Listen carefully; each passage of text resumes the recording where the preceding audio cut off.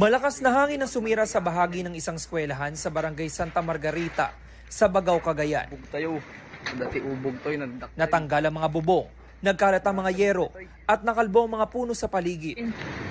Naglandfall sa Bagao kaninang 1:30 ng hapon ng bagyong Ofe.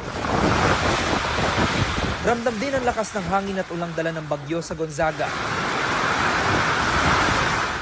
Sa barangay Kalayan, halos tangayin ang hangin ng mga puno ng niyog. Umapaw naman ang Estaca Dam sa barangay Flourishing, kaya binaha ang kalsada at ang mga bahay. Malakas din ang agos sa Ilog Cagayan sa bayan ng Amulong. Halos mag-zero visibility naman sa bayan ng Santa Ana dahil sa lakas ng hangin na sinabayan ng pag-ulan. Sapilitan na rin ang evacuation para sa ilang residente. Sa barangay San Vicente, sunod-sunod ang pagdating ng mga evacuee. Pero kulang ang mga silid na magsisilbing evacuation center para sa 200 pamilya na lumikas. Winasa kasi ng bagyong Marce ang ilan sa mga classroom. Nag-set kami ng 25 individuals sa mga rooms, tapos yung malalaking rooms nag-set kami ng 30. Pero dahil nagkukulang, sabi malilit naman yung iba, sige, siksik na lang kami. Ilang bayan sa lalawigan ang nawalan ng supply ng kuryente at naging pahirapan din ang cellphone signal sa maraming lugar. Ramdam na rin ang malakas na hangin ng bagyong Ofe sa Tumawini, Isabela. Sinabayan niya ng pabugso-bugsong pag-ulan pasado 2:00 ng hapon. Kaya naman inilikas sa mga residente sa ilang barangay sa ilagang bahagi ng bayan. Isinama ng ilan ang mga alaga nilang hayop. For the past typhoons ay sila din yung nasalanta malapit sa Cagayan River. Lumikas din si Elisa na sa gitna ng bukid nakatira. Kasama niya ang 11 buwang gulang na anak at 6 na kapatid. Pinapunta po kami ni Papa ko dito po kasi natatakot siya baka mabagsakan po ng puno. Kasi sobra pong lakas ng hangin. Nakaranas din ng panakanakang pag-ulan na sinamahan ng malakas na hangin bago magtanghali ang lungsod ng Ilagan. Halos liparin pa ng hangin ang payong ng isang residente. Ang mga residente na malapit sa ilog sa bahagi ng barangay San Vicente, pansamantalang tumutuloy sa community center. Gaya ni Rosemary na kasama ang 7 anak, pang-4 na araw na sa evacuation center. Sobrang hirap po kasi may mga bata eh. Lalo na pag may sunod-sunod yung bagyo po. Ganyan din ang sitwasyon ni Maylene, na kasama ang kanyang anak at mga pamangkin. Kinakaya po naman namin ang hirap ng buhay dito sa evacuation dahil sa bahay namin is mataas po yung tubig. Dahil sa pagbaha na dala ng nagdaang bagyong Nika, halos 50 bahay ang naapektuhan, kaya hindi na muna pinayagang makauwi ang mga residente. Yung iba po kasi sa aming mga kabaranggayan po is mga light materials po, tsaka yung part po namin is lower part po, flooded prone barangay po talaga kami. Sa ngayon, mahigit 300 pamilya pa ang mga nasa evacuation center sa buong Ilagan City. Kasamang inilikas sa mga alagang baka at kalabaw na malapit sa Pinakanuan River. Nilapit ko na lang dito yung baka ko para malapit kong makuha. Baka kung sakaling lumaki yung ilog, malapit ko nang lalakarin. Itataas dyan.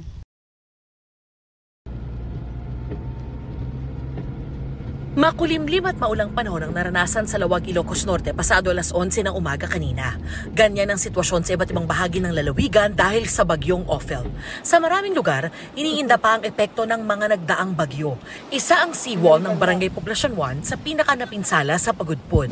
Dating kalsada itong kinatatayuan ko, pero nang tumama yung bagyong Marce, kita nyo naman, nauka yung kalsada, yung semento, nagkadurog-durog, pati yung seawall dito sa Barangay Poblacion 1 ay nawasak din.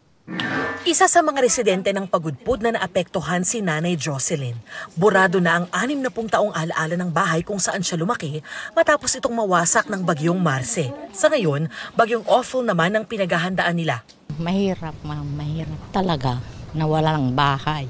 Hanggat no, tumawat kam kumatitulong apo. Tulungan da kami kuma. Doon itayab ti balay mi. Tibubog ti balay mi. Akaasip ay ninanang ko.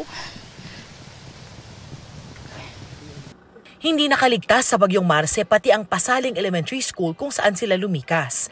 Wasak ang mga reading center pati clinic. Pati ibang parte ng eskwelahan pinaguho rin ng bagyo. Nakadudurog po ng puso. Kasi po, eto, School, syempre, lahat-lahat mga bata dito po sila pumupunta. Pagkatapos na ng Marse po, hindi po nakapasok yung mga mag-aaral kasi po hindi po safe. 2 linggo nang hindi nakapapasok ang mga mag-aaral ng Pasaling Elementary School, kaya binigyan na lang muna sila ng mga mojo. Syempre ma'am, malakas sa si Marse. Sabi nila mas malakas pa si Ophel po. Yun pa kinakatakot namin, baka mas lalo pang masira po ang school namin ma'am. Paano na ma'am, siyempre kawawa po yung mga bata. Hindi pa rin binabawi ang state of calamity na itinaas sa Pagudpod dahil sa bagyong Marse. Ang problema, ubos na ang calamity fund.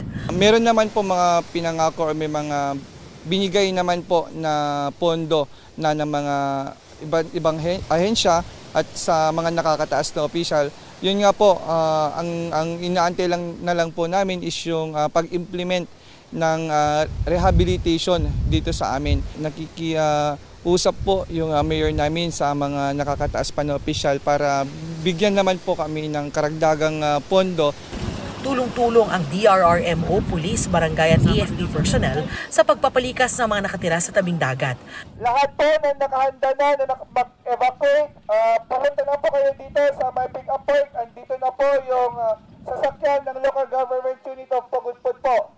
Pero kailangan pang maghanap ng munisipyo ng iba pang ligtas na evacuation centers na hindi pa napipinsala ng mga nakaraang bagyo. Paganda natin itong bagyo ng darating kasi medyo may kalakasan. Sa Calasiao, Pangasinan, nagbabahay-bahay ang mga opisyal ng Barangay Lasip na isa sa mga bahaing barangay doon. Ang ilang residente, itinataas na ang kanilang mga gamit. Doon sa Bandaron, lagpas ulo, pero dito sa amin sa Pusod. Binabantayan rin ang antas ng tubig sa Maruse River.